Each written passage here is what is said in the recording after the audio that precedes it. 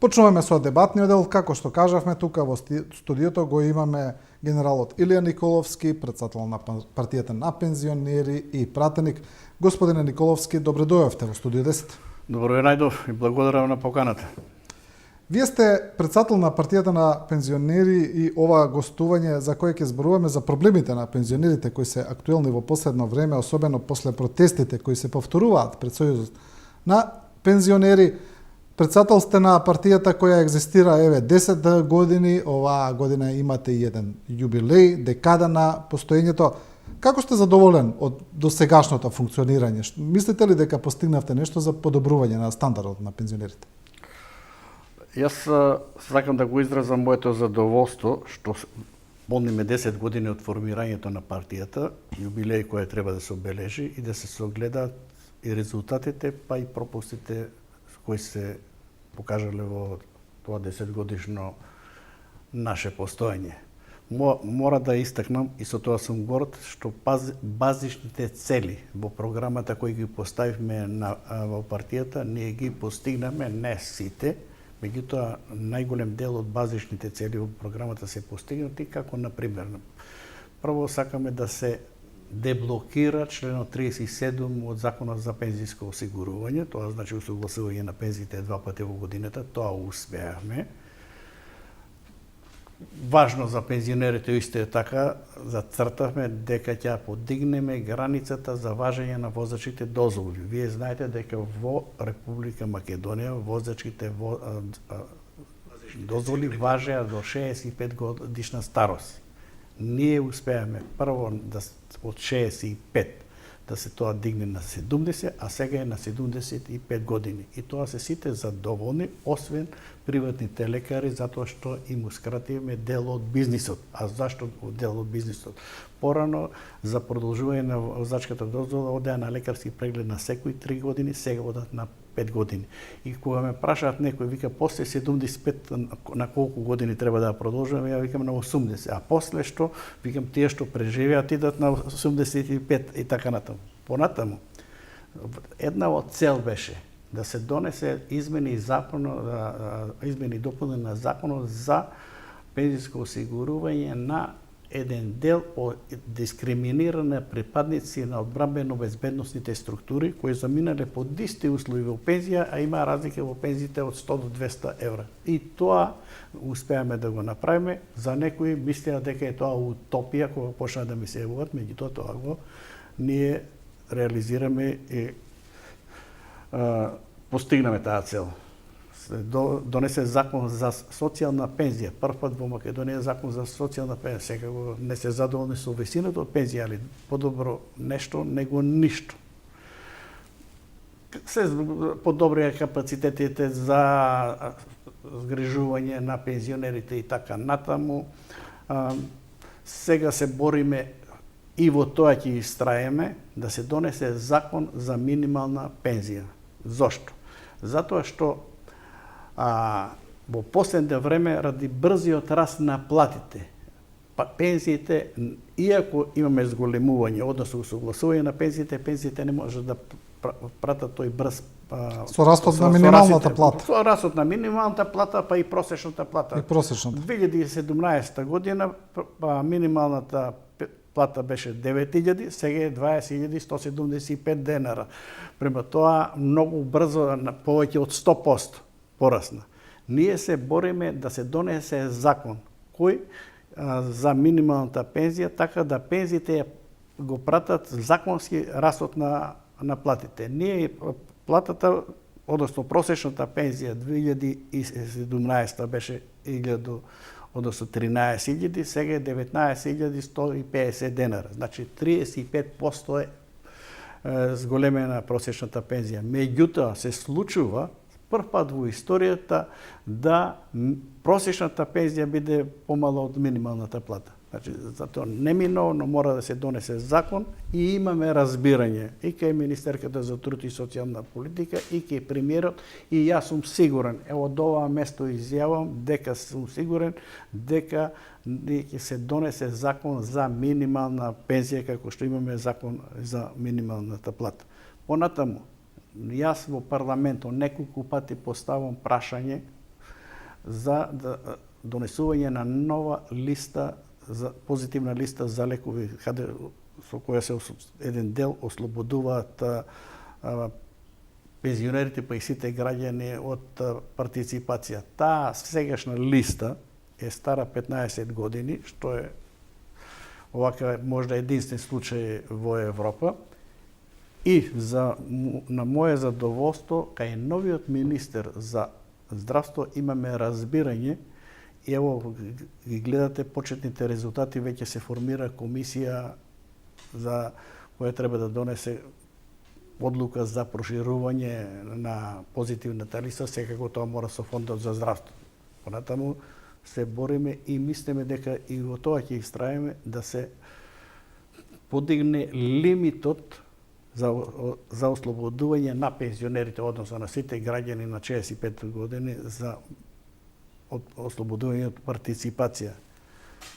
Ние кога дојдоме на власт, ова коалиција беше 14.000 и сега е 14.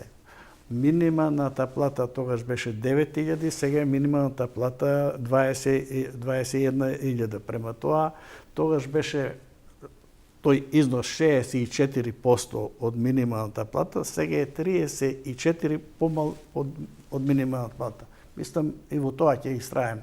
Се бориме, например, за да се намали дискриминацијата на пензионерите при добивање на кредити, при осигурување и така натаму. Значи, има полно работи за кои се бориме и мислиме дека во тоа ќе успееме и со тоа се покажа оправданоста на постоењето на партијата на пензионери, затоа што сите одлуки се донесуваат во парламентот и откако сме ние парламентарна партија дојде до промена на некои работи. Иначе можеме ние да зборуваме, ја тоа и во парламентот, може да поднесуваме иницијативи, барање и така натаму, меѓутоа ако не си во парламентот, тоа нема ништо. Добро, во поглед на она што е, да речеме, најактуелно, најударно секогаш што е висината на пензијата, дел од пензионерите се жалат на висината на пензијата и вие самиот кажувате дека не е доволна во однос на минималната плата, но прават споредби и со порано, вела дека порано растела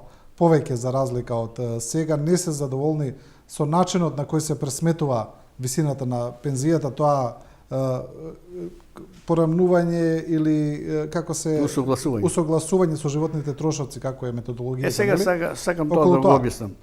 Значи, ние имаме до 2013 беше истиот метод на усогласување на пензиите како што е сега. Тоа е членот 37 од Законот за пензиско и инвалидско осигурување. Тоа значи два пати во годината усогласување. Едно време беше 1 јануари и 1 јули, сега е 1 април и 1 септември. И околу тоа не имаме забелешки да не биде 1 април, него да биде од 1 јануари. Значи, од 2013 до 2016 ВМРО, кога беше на власт, го блокира членот 37 и почна еднаш во годината линеарно за сите пензионери да биде. И тоа беше 500-600 денари, ако се погледа. Например, ако е 5% у маса. И таков систем пензионерите треба да сватат дека таков систем во светот не постои. Значи, пензијата е економска категорија, а не социјална категорија. Постојат социјални мерки за кои државата треба да им дава на оние социјално загрозени лица во државата и на пензионерите со ниски пензии, за што ние бориме и залагаме и во тоа и успеаме. Сега да не го образложувам пакетот на социјални мерки кои се дава и на пензионерите и на другите социјално загрозени лица. И пензионерите треба да сватат дека нема во пензискиот систем нема термин покачување на пензиите, него има усогласување на пензиите. Тоа значи кога се замене во пензија, да пензијата не изгуби вредноста во односу на трошковите на живот. И затоа има два пати усогласување во годината. Кои плати два пати се зголемуваат во годината? Сега друго прашање е за висината на пензиите. Значи, ние се затоа залагаме да се донесе закон за минимална пензија, да не може да ја прати минималната плата, Тоа би значило Да дека е поврзано со минималната плата. Да, со минималната плата и тоа владата има дискреционо право да повремено врши нивелирање на пензиите. Значи, без обзира на ова два пати усогласување, према трошковите на живот и растот на просечната плата, нивелирање на пензиите, ако се осети тоа во Словенија има таков систем, во јули месец, ако се осети дека минималните пензии и просечната пензија заостануваат, тука може да се изврши нивелирање, затоа што државата учествува со еден дел во пензискиот фонд и од тие пари може да учествува. Иначе, ако имаме уравниловка, никој нема да плаќа придонес. Кој ќе плаќа тие со високите пензии? И затоа не треба пензионерите да гледат во високите пензии. Тоа се многу мал број на луѓе кои имаат високи пензии, него треба да гледаме просечната и минималната пензија и ние како партија, повторувам, тука се залагаме за минималната и просечната пензија да се врши нивелирање на... Да. Добро, ајде да преминеме на оно што е исто така прилично актуелно сега, тоа се тие протести кои ги споменавме, кои се случуваат пред Сојузот на пензионери. Значи, движење, пензионерско движење Тука сме, се нарекува, кое ги организира овие протести, неколку пати излегуваат, обвинуваат за нерегуларности во Сојузот. Вашата партија на пензионери ги поддржува овие протести. Можеме ли еве на јавноста да ја објасниме малку подетално зошто токму сега се случуваат протести пред Сојузот на пензионери? Прво сакам да кажам дека имаше манипулација од председателката на Сојузот на пензионери Станка Трајкова, дека партијата на пензионери е организатор на тие протести, ни на крај памет не ни паѓало ние да организираме протести против Сојузот на пензионери. Напротив, ние секој пат сме се залагале и јас се што знам и умеам во мојот живот имам направено да имаме добри односи со Сојузот на пензионерите и имаме со најголем број од здруженија, со некои добри, со некои одлични, меѓутоа за жал и со поранешниот председател на Сојузот на пензионерите и со сегашната на нив им смета едноставно партијата на пензионерите. Најверојатно што во таа партија постои зборот пензионер и малце се занимава со партијата на пензионерите, ја не манипулираат јавноста, иако ние јавно изјавиме пред изборите дека ќе ја поддржиме председателката, пошто беше единствен кандидат, и ево од ова место изјавам, нека се појави некој во државата, некое здружение каде Николовски или како председател на партијата се има мешано во изборите кои се спроведува. Меѓутоа, овие избори, како се спроведува, повод се да се формира ова здружение, односно движење, тука сме, ради тоа што овие избори се нелегални, нелегитимни, нетранспарентни, недемократски, па манипулативни, па за некој може да се каже и криминални. И затоа беше повод да се формира ова здружение, односно движење. Тука сме не се борат за власт. Тие се борат против начинот на собирање на чланарината, нетранспарентното трошење на чланарината сакат да знаат, злоупотребите на трошењето на чланарината и манипулативните избори во некои здруженија. Јас не би рекол дека сите здруженија, меѓутоа во најголем дел манипулативни, нетранспарентни, нелегални избори. Зошто? Затоа што во некои здруженија, нема да ги именувам ниедно здружение, меѓутоа имате вие здруженија во Македонија каде се по 20 години исти луѓе и председател и секретар имате така. Имате здруженија во неколку кои беа по 20 години па на тие функции заминаа на оној свет, така има неколку случаи. Имате вие луѓе кои се на неколку функции имаат. И председател, например, председател на здружение, и председател, односно учествува во некои комисии, во управни одбори и така натаму. И е таков еден затворен круг да нема шанса да некој од страна влегне. Тоа се овака некои уникатни примери, ако некој успее да влегне во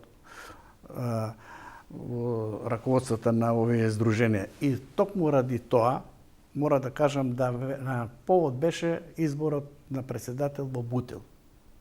Тој има мисли дека е Сдруженијето негово и откако е формирано, он е председател, не може, никој ништо не му може, иако имаше докази дека има криминал кај него и така натаму. Како работат они? Тоа председателот си има свој управен одбор, си има свое собрание. Сите тие се на одреден начин стимулираат, например, се добиваат надоместо за учество на седници, за учество во некои комисии и така натаму.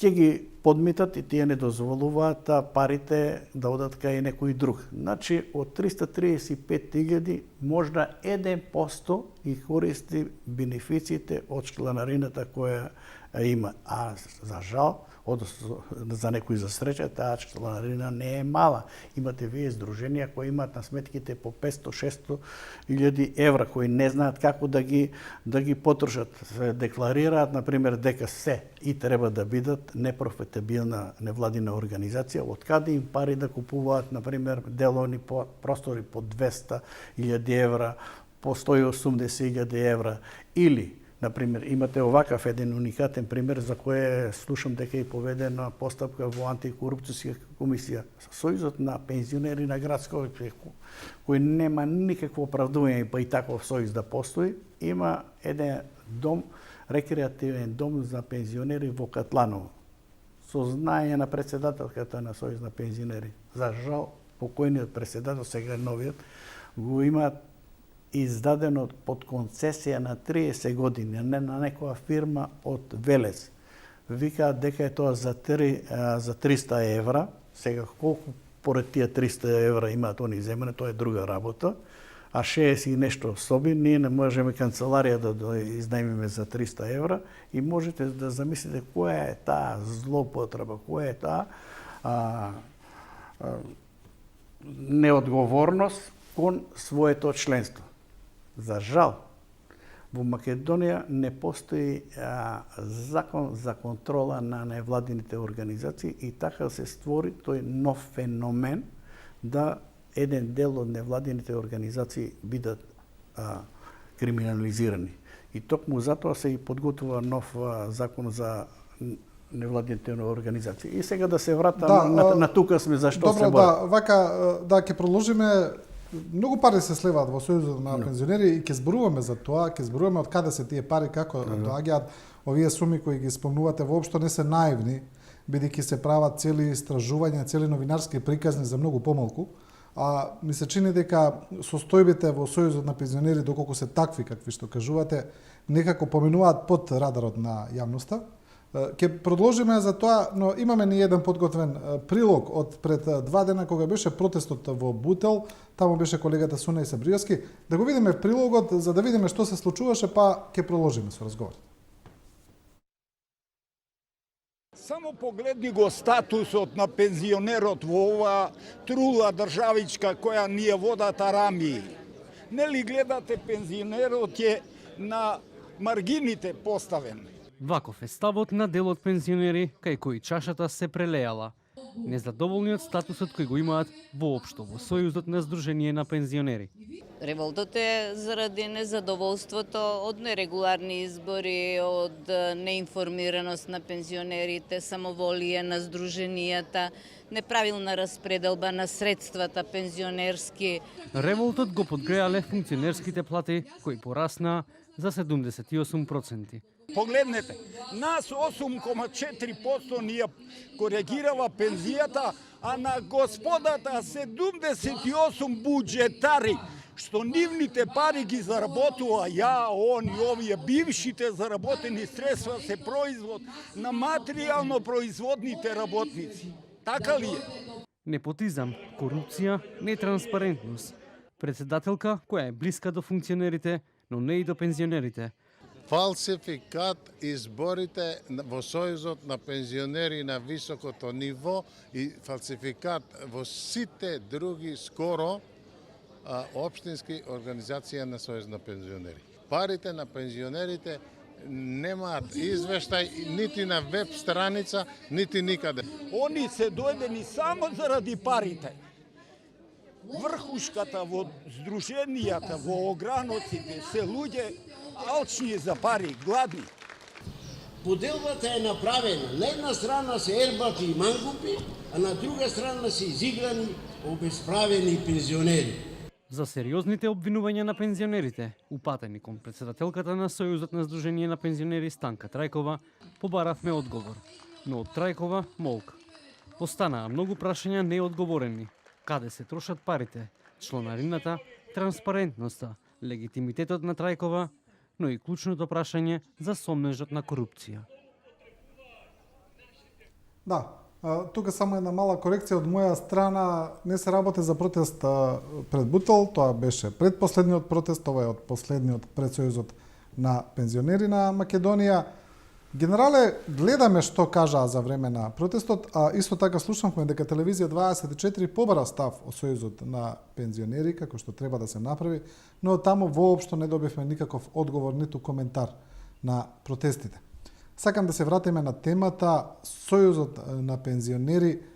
Познато е како се финансира, од каде добива пари, но ми се чини дека во јавноста некако тоа поминува прилично незабележливо, а се работи за организација која собира, акумулира многу пари директно од пензиите на пензионерите, и тоа е така, бидејќи според законот е задолжително на некој начин парите од пензијата да се одвојуваат и за Сојузот.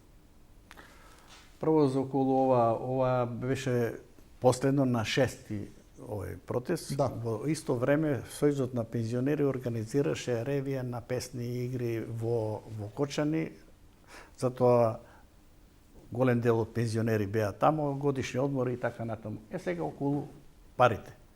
Значи, нашата земја е единствена земја од бившите ЕУ простори, па и во Европа, јас не знам таква, каде државата собира чланарина за пензионерите.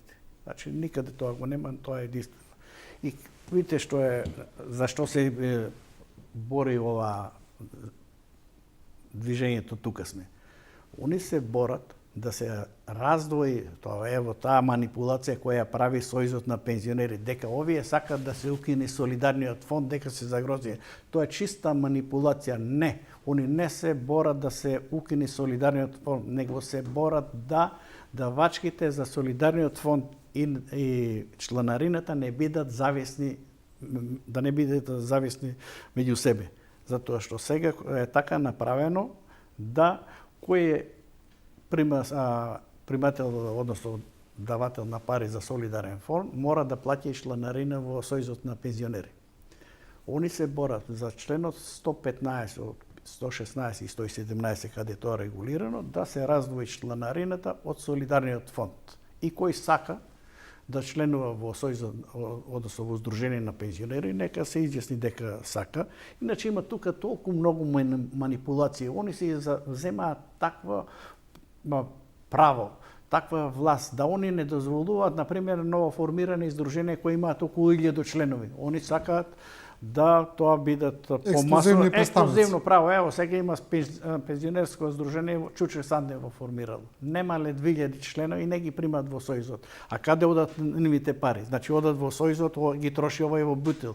Врапчи ще формираат здружение. Сега сакат зеленикови да не ги набројувам и они земат за право, вика мора да имате 2000 члена за да ве примиме во Сојузот. А овој прашат каде нашите пари одат. Или не дозволуваат да се формираат здруженија, они си земаат за право здруженија например, на професионално ниво, здружение, например, на просветни работници, постои здружение на воени пензионери, постои здружение на припадници на Министерството за внатрешни работи, значи, они такво експлозивно право си земаат и се заборавија во тоа нивна занесеност и така. Но генерале, ако таков е законот, значи ја мислам дека не знам имале процент, веројатно дека 99% од пензионерите сакаат да имаат солидарен фонд. Ако не и 100%, не знам. Добро. Значи се работи за страшно многу пари кои се сливаат во таа организација. Солидарниот фонд фактички управува ПИОМ. ПИОН врши работи за Сојузот на пензионери. Колку пари се слеваат во Сојузот на пензионери? Имаме ли пресметки, знаеме ли? Па видите сега, ево да речеме овака, 300.000 пензионери, по пола евро месечно, 150.000 евра месечно се слеваат од чланарина. Секој месец? Секој месец. Минимум, тоа е околу 160.000 евра секој месец. И добро, како се подобрува животот на пензионерите со тие пари? Со тие пари животот на пензионерите ништо не се подобрува. Имат некои ваучери, некои пакети, некои издруженија даваат нешто на тие социјално загрозени, меѓутоа тоа е миниатурно, нетранспарентно, нелегитимно, како да ви кажам, затоа што се они толку затворени во себе, во раководството на здружените има така наречена шурска, баџаначка, братучецка и да не кажам дружба. Значи таков непотизм вие имате на пример во Сдружение на пензионери каде е сопругата секретар. Он е председател, сопругата е секретар, братучедот негов е тоа и не може никој да влегне. Тоа е тако и тоа со години е така. Сдруженијата на пензионери во другите републики, они се бават со проекти, работуваат пари од проекти. Имаше случај пред некоја година, Сојузот на пензионери на Словенија, Хрватска, Србија, беа понудили на Македонија во еден проект да учествуваат. Кај нас го 6 месеци чували, не сакале да го потпишат затоа што они имаат пари. Место да работат на проект. Немаат потреба да се мачат за било што. Потреба да се мачат. Добро, што прават со парите? Имате ли некаква информација? Се работи за навистина многу пари месечно. Со тие пари они имаат разноразни надоместоци. Например, има надоместок за председател на, ево да земеме секретарка, односно председателката на Сојузот на пензионери. Она има надоместок што е председател на Сојузот на пензионери. Сега не знам точно колку да ви кажам. Има некаде 16-17.000. Има таа иста, например, така зборуваат дека 16 до 18 дневници месечно зема во Сојузот на пензионерите. Дневницата сега точно не знам дали некои промени имаат, беше 1200 денара, а во државата е 800 денара. Трошење на гориво, репрезентации и така натаму. Поред тоа, таа иста председателка што е како да кажем, неетички од 335.000 пензионери, она е и член на управен одбор на ПИОН. Сама се предложила таму. Член е на издавачки одбор на Сдружението Пензионер, односно вестникот Пензионер Плюс, па тоа е прашање за тој вестник, тоа е како приватен вестник и така натаму. И не само она, такви се сите. Значи, еме председател на Огрнок, еме председател на Собрание, еме учествува во некои комисии и тоа е еден дел, една група на пензионери имаат надоместоци и имаат скриени трошоци, односно скриени финансиски средства. Се зборува дека имаат пари на штедни книжки. Нема транспарентност да објават на веб страната како што се обавезни да објават поставки и така натаму. Сојузот објавува нешто на веб страната, али објавува само приходи и расходи така, каде се тие расходи, по што се потрошени така не. Токму ради тоа тука сме бара транспарентност каде се трошат тие пари и бара да се промени изборот, да се ограничи мандатот на функционерите во Сојузот. Добро, вие ова е последно прашање на оваа тема. Вие сте дел од владеачката коалиција, вие сте и пратеник. Зборувате за законски измени да се одвои солидарниот фонд од членарината. Иницирате ли тогаш такво нешто? Може ли такво нешто да се случи? Ние не сме иницирали како партија тоа и немавме намера да го иницираме баш ради добри коректни односи. Меѓутоа тука сме, имаат намера да поднесат барање, имаат сега некоја и представка до Уставен суд, колку знам. Зборувате за Сдружението кое протестира? Да, Сдружението имаат намера да поднесат иницијатива за измени и дополна на Законот за пензиско и инвалидско осигурување и доколку поднесат, ние како партија тоа ќе го поддржиме, затоа што би било нехумано, неетички да не го поддржиме се што е за правата на пензионерите. Ево сега еден случај само да ви кажам. Сега кога беше законот за врнителите, например, коалицијата на власт беше против донесувањето Да, на тој закон. да. Јас гласав за, затоа што нехумано, неетички, кои се од 2001 година заедно бил со овие, да јас гласам против.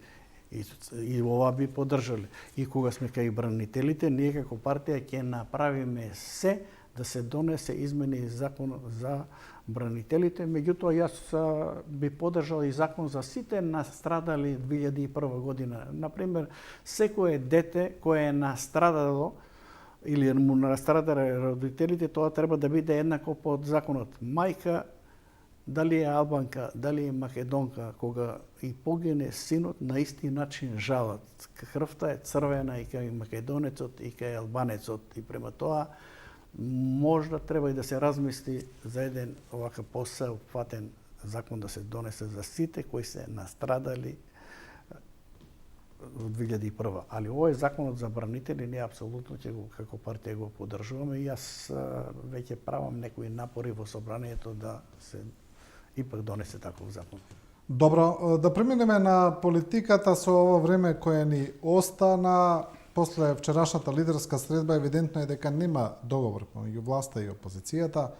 Прашање е дали има приближување на ставовите, се чини дека е прашање на перцепција, едни велат дека има, други велат дека нема, но сумирано од она што се случи е дека дека прво премиерот Ковачовски понудил една поширока влада да се оформи и да се извршат уставни измени во таа влада, но дека лидерот на ВМРО-ДПМН побарал да се исто така проширена влада, но без дуи, како што кажа, уставните измени да важат откако Македонија ќе влезе во Европската Унија, но исто така тука има и побарали гаранции за македонскиот идентитет од Европската Унија и спроведување на судските одлуки од страна на Бугарија. Како гледате прво на лидерската средба и на исходот од неа? Јас прво за лидерска средба сакам да поздравам што дојде до лидерска средба, иако до таква лидерска средба требаше да дојде порано. Сега прашање на форматот. Ја не можам да сватам председателот Мицковски на опозицијата како и не објасни што бараше тетите средства, не објасни кои се причините да бара да бидат само они двајцата. Значи и околу форматот. Добро е што дојде до лидерска средба, затоа што мора да се пронајде некој компромисно решение. Прави лидери треба да бидат подготвени и на компромиси и да донесуваат и политичко ризични одлуки, али кои се во интерес на државата, во интерес на граѓаните. Само такви лидери, например, ево Заев беше вака политички ризични одлуки донесе, меѓутоа не дојде до подпишување на Преспански договор и Македонија постана членка на НАТО. Према тоа и овие лидери треба да најдат компромисно решение, да се дојде до конечно решение, до уставните измени и да не дојдеме прв пат во историјата запишано да Македонија сама себе се блокира, не од надвор, него не однатре. И лидерот на опозицијата тоа мора да го свати, ако сака да влегне во историјата како човек кој не ја кочил државата да плегне во Европската Унија. Тоа е интересно затоа што оваа опозиција, односно ВМРО-ДПМН, беше прва партија во Македонија која донесе декларација дека сака Македонија да влегне во НАТО, дека Македонија сака да влегне во Европската Унија. Меѓутоа, со тек на времето ВМРО постана најголем кочничар за Македонија да влегне во НАТО, па сега и да влегне во Европската Унија. Ние знаеме што се случуваше од 2008 до 2016. Ева му историска шанса да се испери и да докаже дека ВМРО не е против Европа, не е антиевропска партија. Онака како се однесуваше, како ги именуваше ставите ни крив ни должен, ја би рекол, он си навлече на себе имидж дека ВМРО е антиевропска партија. Ево им шанса сега да докажат. Добро, нивните аргументи се поинакви, они велат дека го бранат македонскиот идентитет. Како гледате еве конкретно на ставовите на СДСМ, се извинувам, на владата и на ВМРО ДПМН во поглед на тоа како да се оди напред? Еве како гледате на ова што го кажа Мицкоски, дека они би прифатиле широка влада, но уставните измени да важат кога Македонија ќе влезе во Европската унија, и во поглед на тоа дуи да не биде дел од владата, што е интересно, дуи веднаш одговори дека се подготвени на такво нешто.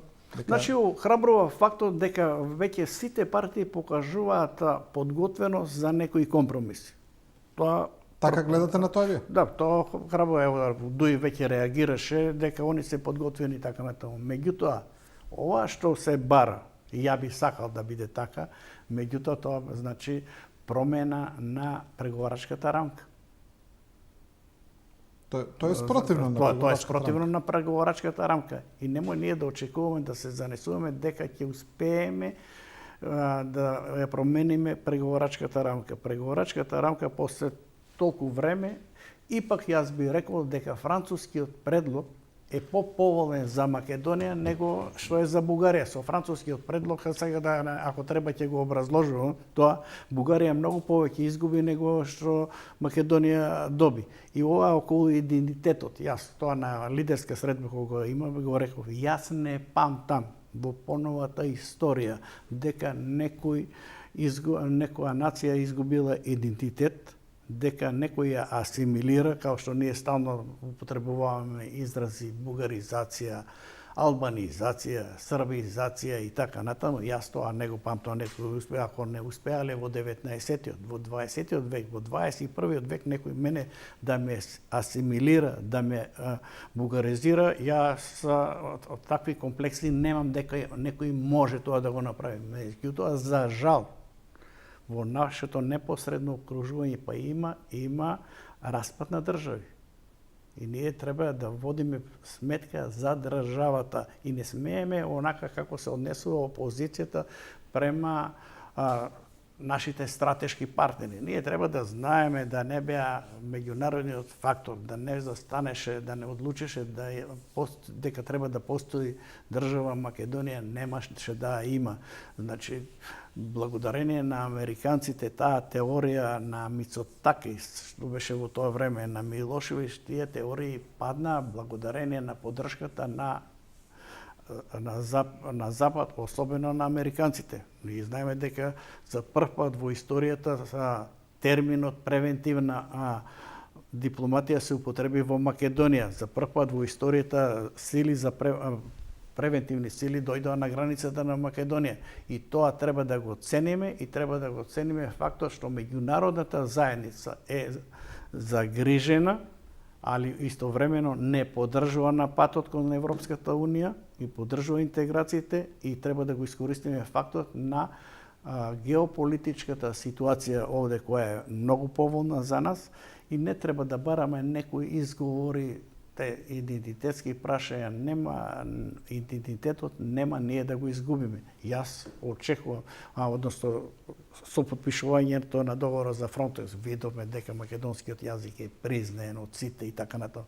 Меѓутоа, не би сега сакал да шпекулирам, се очекува до крајот на овој месец една од големите сили исто да декларативно се изрази дека македонскиот јазик, македонскиот идентитет и така натаму се признава и очекувам дека Европската унија ќе направи се што е возможно да се докаже дека не е загрозен македонскиот идентитет. Тие флоскули што некој кога ќе слушам млади политичари, јас сакам во Европската Унија да влегам, ама како македонец. Како што ќе влегнеш во Македонец? По Македонија е единствена држава во светот во која зборот Македонија постои. Каде? Македонија е единствена држава во каде што се зборува македонски јазик. И после толку години некој да мисли дека ќе ми биде загрозен македонскиот јазик, па сега ако да не бидам вулгарен, ако некоја будала ќе во Бугарија ќе изјави дека не го признаваме македонскиот јазик и сега средствата за информирање во Македонија сите тоа ќе го пренесат, а позитивни примери не пренесуваат, например, ево, јас не запазив, имаше една група на интелектуалци која доаѓа во монополот да се поклонат на за евреите. Многу малце средствата за информирање тоа го пренесува. Не пренесуваат исто други позитивни примери кај интелектуалци, меѓутоа ако нешто некој кој е екстремен, Джамбаски или порано Каракачанов и така натаму, тоа веднаш се пренесува. И сега кога сме кај Каракачанов, јас сум поставил прашање на опозицијата. Па кој го пречекуваше Каракачанов? Кој ги промовираше книгите на Каракачанов? Вие го тоа правите. Кои се преседателите на клубовите, на бугарските клубови во Македонија? Сите се ВМРО-вци. И сега испаѓа дека најпатриотската партија е ВМРО, ќе ни бил загрозен идентитетот. Јас не гледам дека македонскиот идентитет ќе биде загрозен. Напротив, со влегувањето во Европската Унија, ние многу ќе добиеме и немам право јас, како поединец, како политичар кој се бави да спречувам перспективата на младите генерации. И сакам во историјата да влегнам како човек кој се борел да мојата земја, Република Северна Македонија, влегне во историјата како човек кој се борел за евроинтеграција.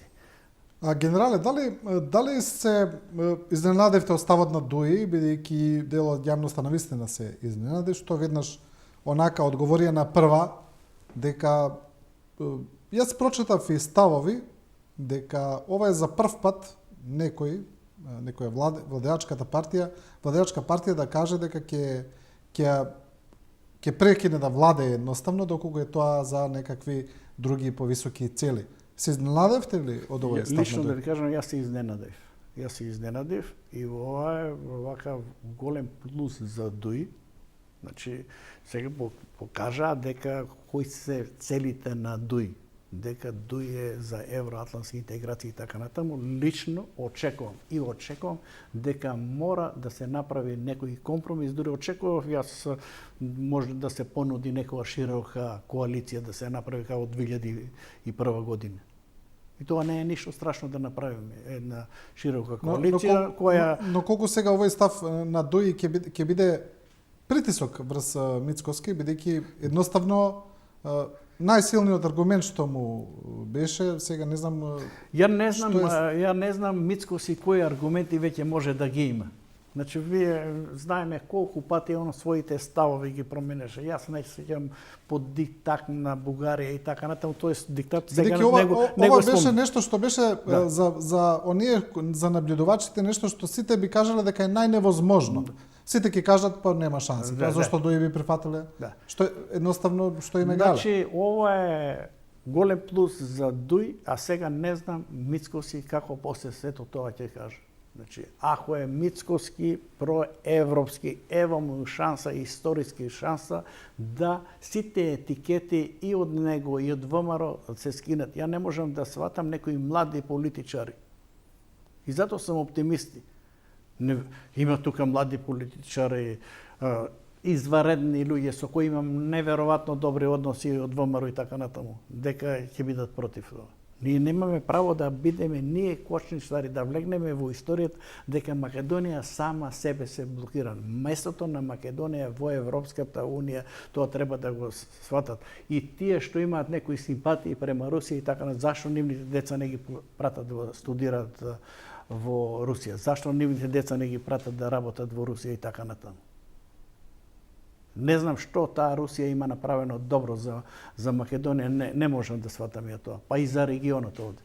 Да, но гледаме дека на социјалните мрежи, во јавноста, во Македонија или еве да речеме во етничкиот македонски кампус, ако ги гледаме и така работите, има една силна поддршка, симпатии за Русија, за руската политика. Ние за прв пат во Македонија имаме парламентарна партија која отворено се залага за дава поддршка на Русија, дава поддршка на руската агресија врз Украина, се залага за раскинување на односите со НАТО и со Европската Унија. Како гледате на тоа? Загрижувачки. Најкратко речено, загрижувачки, видите како возрасен човек, загрижувачки за да млади луѓе во 21 век така гледат. Ја можам да ги сватам пензионерите, некои пензионери на тие контактните емисии Сабале кога ги слушам, се однесуваат како да сме во несврстана Југославија, така дискутират, меѓутоа млади луѓе одат на запад, а гледат на исток. Тоа не можам да го сватам и тоа е загрижувачки. За жалост, не го спомнев името на партијата, се знае, сите знаат која е тоа партија, парламентарна партија, која е отворено и со симпатии гледа на, ја би рекол, не можам да кажам специјална операција, агресијата на Украина врз Русија, со симпатии гледа, имаат оправдување и за жал има и некои други така помлади па и повозрастни луѓе кои имаат оправдување и не само во Македонија, во регионот, и ви имате најголемо српско влијание, односно руско влијание во Србија, имате за Бугарија да не зборуваме, за постарите генерации, меѓутоа видите сега во Бугарија со овие денови имаше протести баш против русофилството во Бугарија, затоа што Бугарија е оддалече од Европската унија, од НАТО, така да не знам колку. Но, да, епа тоа сега да ве прашам, но има една работа која толку не е видлива во јавноста, која може да се гледа и од агол на последната посета на американскиот сенатор Марфи, кој беше директен во пораките дека доколку не се случат, не продолжи европскиот пат на Македонија, тоа може да влие и врз односите на Македонија со Соединетите американски држави. Тоа се разбира, сето тоа се гледа во контекст на војната во Украина, на релациите на Македонија со останатите големи сили и така натаму. И тоа е она што не се гледа во јавноста, тоа е како нашите стратешки партнери, пред се Соединетите американски држави, гледаат на расположението во земјава. Некои велат дека постои опасност, навистина постои опасност по односите на Македонија со Соединетите американски држави поради русофилството во земјата и дека тие го гледаат тоа и го нотираат. Бидејќи на крајот на краиштата знаеме дека меѓународната политика е склоп на интереси, а не на љубов, дека тука западните партнери гледаат на кого може да му веруваат, а на кого не, и дека на крајот се сведува на тоа. Па појасна порака од тоа што имаше сега последната Марфи што ја даде за Македонија, појасна порака, али истовремено и позагрижувачка, не може тоа да биде. Кој знае да чита меѓу редови, тоа дава до знање дека влегувањето на Македонија во Европската унија не е само од економска гледна точка и така натаму, него е и безбедносно прашање. Ако нашиот стратешки партнер, секам ради јавност, сакам да потенцира дека Македонија од регионот е прва земја која е потпишала договор за стратешко партнерство со Америка. Земја која не поддржувала во континуитет, која не поддржува на сите полиња, сега да ја набројува и да ти дадат една таква изјава, треба сите да не загржи и прстот треба да го ставиме на глава. Мислам дека Мицковски тоа конечно го сватил, порака му беше исто така што он не се сретна со Марфи, него Марфи се сретна со група на пратеници. Вика ми пренесоа, зашо да ти пренесоа, што не се сретна да дојдеш. Значи и тоа му се пораки и ја мислам дека конечно треба да свати дека има историска шанса да се испере за сите погрешни политики кои ги води ради некои лични цели. Значи влегувањето во Европската унија не е прашање на поединец, не е прашање на партија. Влегувањето во Европската унија е прашање на нацијата, на државата. Никој нема право никој да си препишува, нити СДСМ, нити ВМРО, дека придонеле за тоа.